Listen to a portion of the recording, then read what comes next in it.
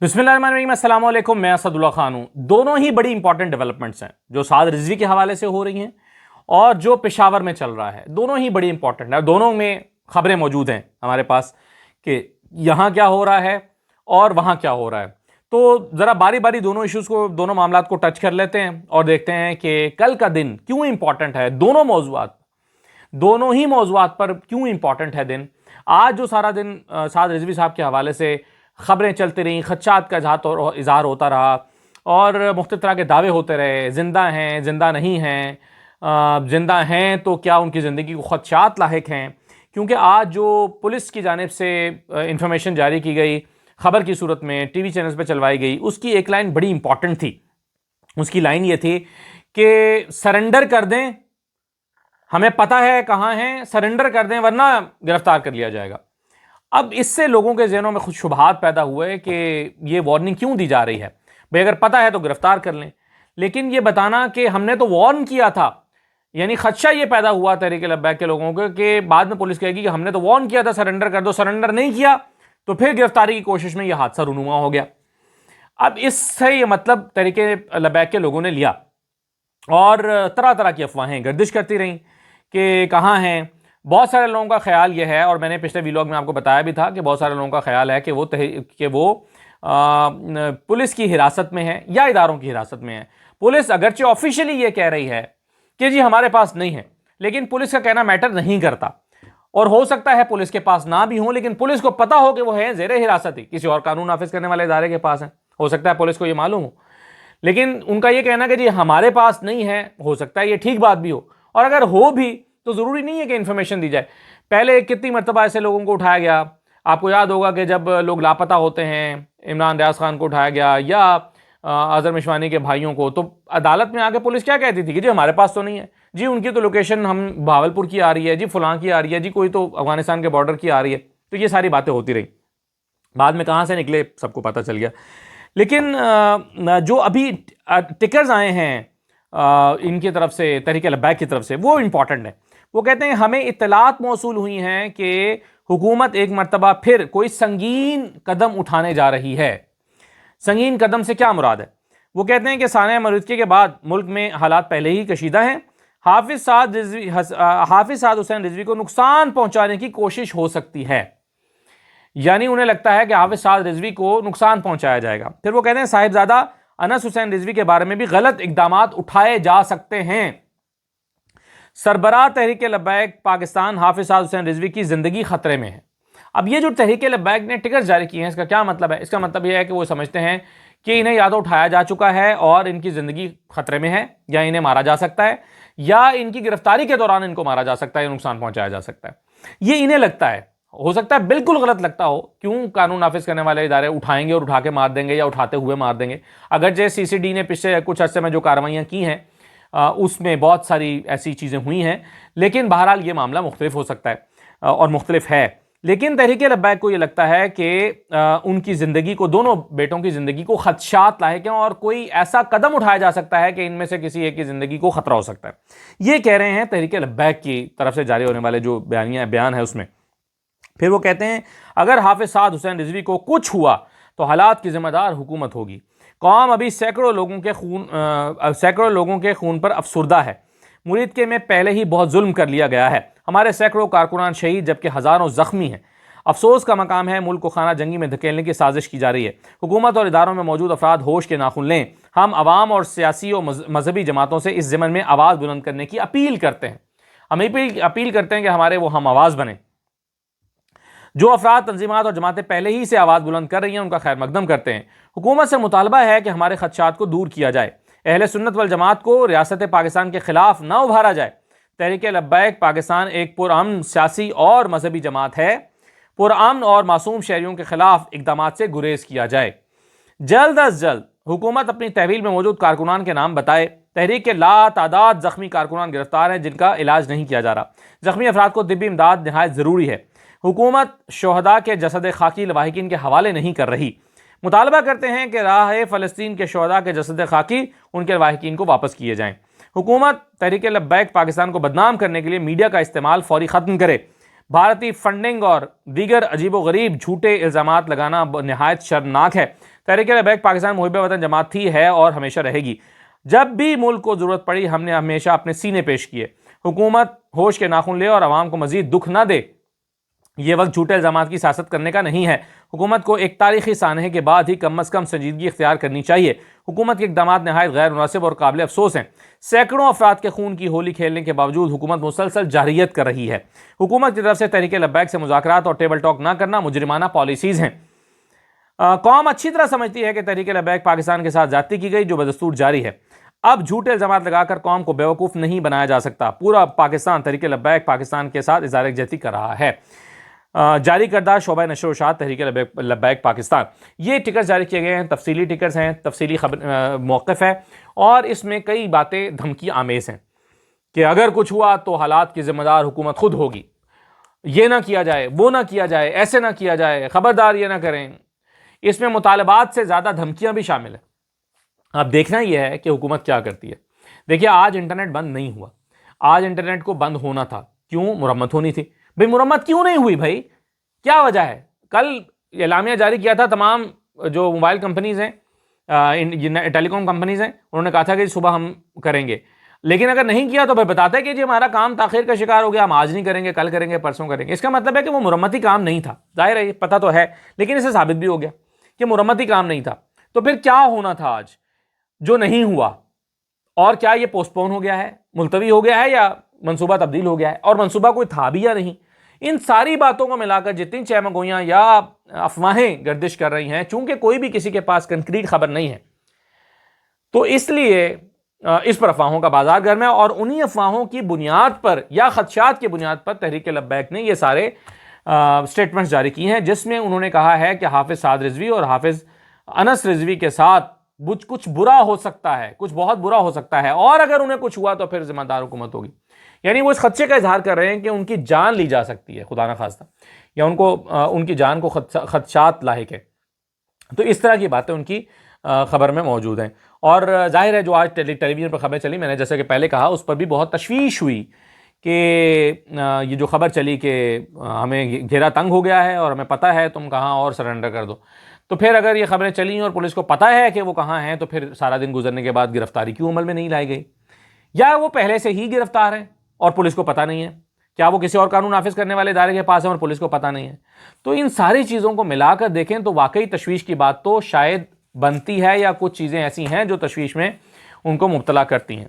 لیکن کیا اس کے نتیجے میں جو دھمکیاں دے رہے ہیں کہ پھر تم ذمہ دار ہوگے، حالات کے ذمہ دار ہوں گے، میرا خیال ہے اس کی اجازت تو نہیں دی جا سکتی کہ ملک میں ایک دفعہ پھر بدامنی ہو، اور نہ یہ اجازت دی جا سکتی ہے، نہ یہ اجازت ہونی چاہیے۔ لوگوں کے جان و مال، املاک، سرکاری املاک، اور سرکاری املاک کا مطلب ہوتا ہے ہماری املاک جو ہمارے پیسوں سے خریدی جاتی ہیں، اس کو کے جلاؤ گھراؤ کی کوئی جماعت کرے، کوئی جتھا کرے، کوئی گروہ کرے، کبھی اجازت نہیں دی جا سکتی، کسی کو نہیں دی جا سکتی، اور کسی کو جسٹیفائی نہیں کیا جا سکتا کہ اگر کسی نے یہ کیا ہو۔ جو بھی جماعت کرے، جو بھی جتھا کرے، وہ قابل مذمت ہے، اور اس طرح کی دھمکیاں تو بالکل نہیں برداشت ہونی چاہیے، نہ دی جانی چاہیے کہ حالات کے پھر آپ خود ذمہ دار ہوں گے۔ ہاں، البتہ تمام چیزیں قانون کے مطابق ہونی چاہیے۔ اگر سعد رضوی اور انس گرفتار ہیں تو ان کی گرفتاری ظاہر کرنی چاہیے، اور قانون کے مطابق ان کو قانون کے کٹہرے میں عدالت میں پیش کرنا چاہیے۔ اور اگر گرفتار نہیں ہے اور قانون نافذ کرنے والے اداروں کو پتہ ہے اور ان کی گرفتاری مطلوب ہے، تو پھر ان کو گرفتار کر لینا چاہیے، اور پھر آگے قانون کے مطابق پروسیڈ کرنا چاہیے۔ تو بہرحال یہ ساری چیزیں ملا کر ایک تشویش کا باعث بن رہی ہیں جس کا اظہار کیا گیا۔ اب آج پولیس نے جو چھاپے ان کے گھر پر چھاپا مار کے تفصیلات جاری کی ہیں، اسی کی طرف انہوں نے اشارہ کیا ہے کہ جی میڈیا کے ذریعے ہمیں بدنام کرنے کی کوشش کی جا رہی ہے۔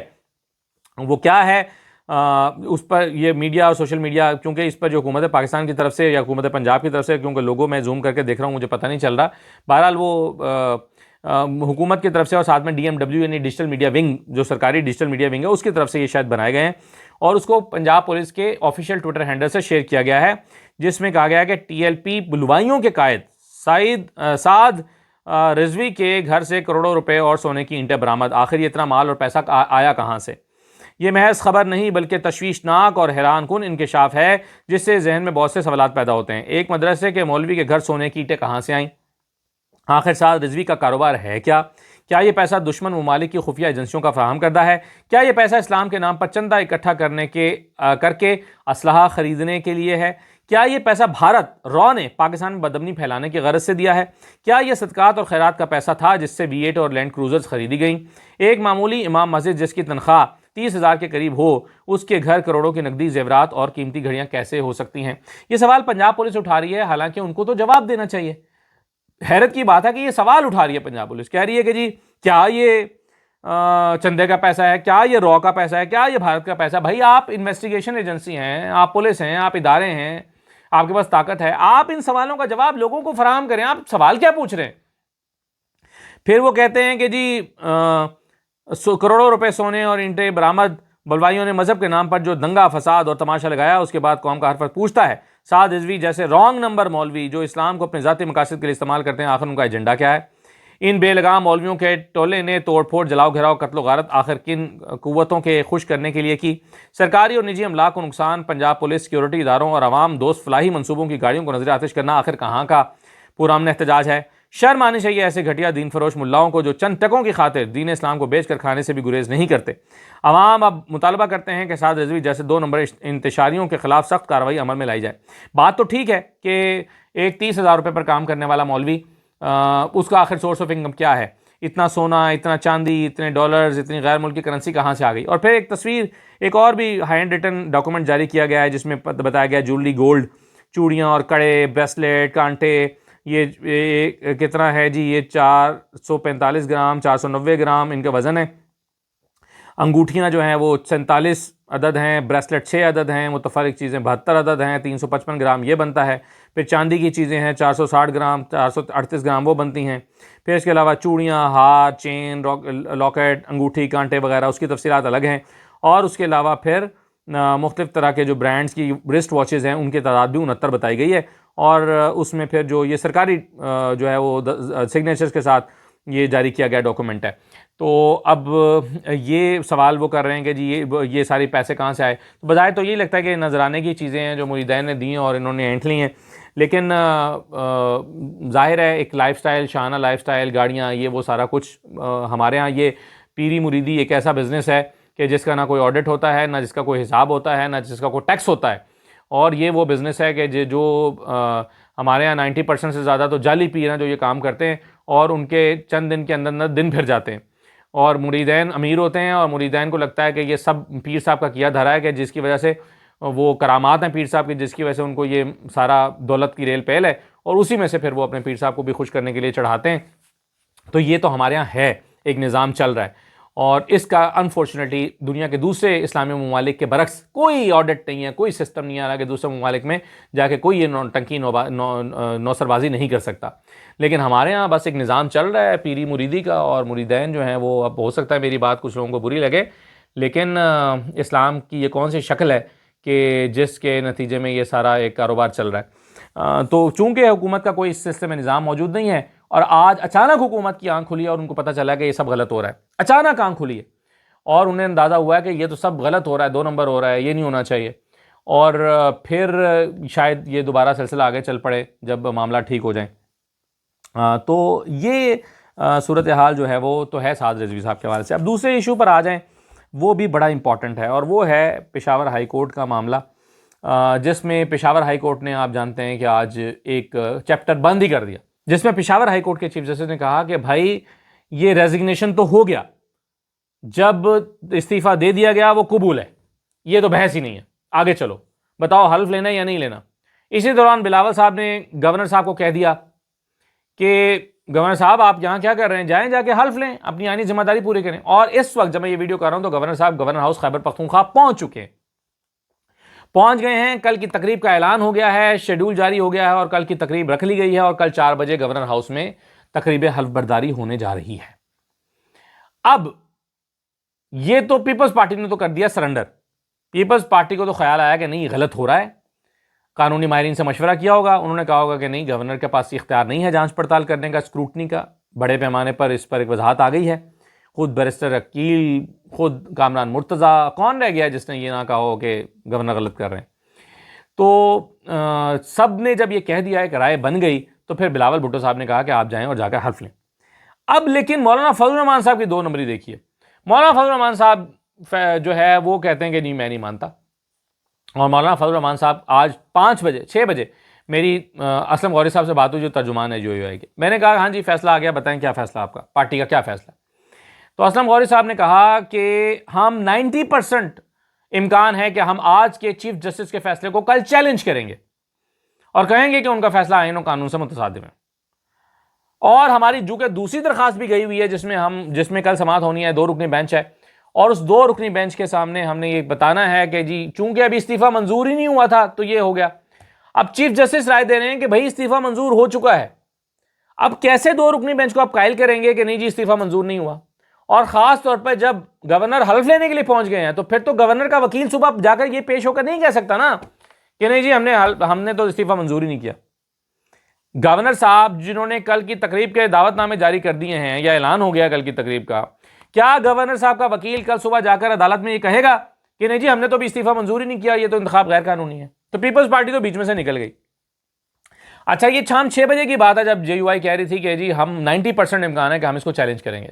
میں نے ان سے کہا بھی کہ آپ کے کامران مرتضیٰ کہہ رہے ہیں کہ بھائی یہ گورنر کا اختیار نہیں ہے کہ اس کو نامنظور کرے استعفے کو. تو انہوں نے کہا کہ جی یہ دیکھیں کامران مرتضیٰ صاحب کی اپنی رائے ہو سکتی ہے, ہماری تو اور بھی لیگل ٹیم ہے. یہ مجھے انہوں نے جواب دیا کہ ہماری تو اور بھی لیگل ٹیم ہے, یہ تو کامران مرتضیٰ صاحب کی چلیں ایک رائے ہو سکتی. لیکن اب اس وقت تک 11:30 ہو گئے ہیں, اس وقت تک میرے نظر سے نہیں گزری کہ JUI نے کل کو چیلنج کرنے کا فیصلہ کر لیا ہو. مجھے لگتا ہے کہ اپنی قانونی مشاورت کرنے کے بعد JUI بھی اس سے بھاگ جائے گی. لیکن ایک سوال میرا پھر بھی, نون لیگ ابھی بھی اڑی ہوئی ہے, تو میرا سوال ان سے یہ ہے کہ چلیے مان لیجئے کہ آپ چلے جاتے ہیں عدالت کے پاس اور عدالت آپ کا موقف مان لیتی ہے. عدالت کہتی ہے ہاں جی ٹھیک ہے, گورنر نے ابھی منظور نہیں کیا تھا, آپ نے پہلے انتخاب کرا لیا, غلط ہو گیا, دوبارہ کراؤ. اب تو استعفیٰ منظور ہو گیا نا, اب تو گورنر نے کر لیا نا استعفیٰ منظور. اب آپ کا انتخاب چونکہ صحیح نہیں ہوا, دوبارہ ووٹنگ کرائیں.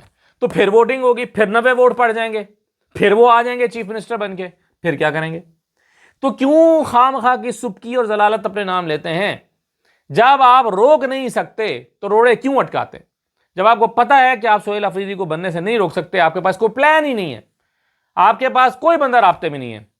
آج میں اختیار ولی صاحب سے پوچھ رہا تھا, میں نے کہا اختیار ولی صاحب آپ کو کوئی بندہ نہیں توڑ سکے؟ انہوں نے کہا کہ جی انہوں نے ساروں کو بند کر لیا تھا چیف منسٹر ہاؤس میں اور ان کے موبائل فون چھین لیے تھے تو ہم رابطہ ہی نہیں کر سکے, تو ہم کیسے رابطہ, ایکسیس ہی نہیں دی انہوں نے. تو اگر ایکسیس ہی نہیں دی تو پھر یہ تو کوئی جواز نہیں ہے کہ آپ بندہ نہیں توڑ سکے. تو اس طرح کی صورتحال جو ہے وہ یہاں پشاور میں ابھر رہی ہے, بن رہی ہے, جس میں کچھ بھی ابھی تک اپوزیشن کے ہاتھ میں نہیں آ رہا. نہ عدالت کے فیصلے ان کی فیور میں آ رہے ہیں. پیپلز پارٹی نے ویسے ایک فیصلہ کر لیا کہ ٹھیک ہے جی نئے چیف منسٹر سے حلف لینا ہے. پیپلز پارٹی تو گئی بیچ میں سے, گورنر جانے اور اب چیف منسٹر جانے. تو پیچھے کیا رہ گیا؟ JUI رہ گئی اور مولانا فضل الرحمان صاحب رہ گئے, یعنی مولانا فضل الرحمان صاحب رہ گئے اور PMLN رہ گئی. تو مولانا فضل الرحمان صاحب اپنی ڈٹائی پہ کھڑے ہوئے ہیں, اور ابھی میری نظر سے گزرا نہیں ہے کہ انہوں نے کل کو آج کے چیف جسٹس کے فیصلے کو, جو بڑا کلیئر ہے آرٹیکل 255 کے تحت, انہوں نے اس پر بات ہی نہیں کی چیف جسٹس صاحب نے. حالانکہ آئے 26ویں ترمیم کے تحت ہیں یہ چیف جسٹس, لیکن ایک چیز وہ کر ہی نہیں سکتے. تو کیسے آپ ان سے مطالبہ کریں گے کہ بھائی یہ سیاہ کو سفید کر کے دو؟ کیسے کریں گے وہ؟ بڑا واضح ہے کہ جب اپنا استعفیٰ پیش کر دیا چیف منسٹر نے تو وہ استعفیٰ ہو گیا, گورنر کے پاس اختیار نہیں ہے. بڑا واضح ہے, اس میں کوئی دوسری رائے نہیں ہے. کیسے پھر چیف جسٹس اپنی رائے کو تبدیل کر لیں؟ تو کچھ بھی اپوزیشن کے حق میں نہیں جا رہا اس معاملے کو لے کر, اور بظاہر ایسا لگتا ہے کہ سہیل افریدی کا راستہ اب نہیں روکا جا سکتا. بہت سے بہت اگر عدالت میں جا کر مولانا فضل الرحمان صاحب کے لطف الرحمان صاحب جو ہیں وہ اگر جا کر وہاں پر کوئی پھڈا ڈال کے کوئی فیصلہ اپنے حق میں لے بھی لیتے ہیں تو دوبارہ انتخاب ہو جائے گا. عدالت یہی کہے گی نا کہ ہاں جی یہ انتخاب غیر قانونی تھا, آپ کی بات ٹھیک ہے, دوبارہ انتخاب ہونا چاہیے, تو دوبارہ ہو جائے گا. اس میں کیا امر مانے ہیں؟ دیکھیں مولانا فضل الرحمان صاحب, وہ مصطفیٰ نواز کھوکھر نے کہا ہے کہ مولانا فضل الرحمان صاحب ہر وقت حلوہ کھانے کے لیے تیار بیٹھے ہوتے ہیں, بشرط یہ کہ اس میں میٹھا برابر ہونا چاہیے, میٹھے کا تناسب ٹھیک ہو. یہ مصطفیٰ نواز کھوکھر صاحب نے کہا کہ میٹھے کا تناسب ٹھیک ہو, یعنی ان کو ان کا شیئر مل رہا ہو تو میٹھا کھانے کے لیے تیار ہے, حلوہ کھانے کے لیے تیار ہے. اور اصولوں کی سیاست گئی بھاڑ میں, اصولوں کی سیاست گئی تیل لینے. دیکھیے مولانا کو میٹھا چاہیے. اجازت دیجیے, اللہ حافظ.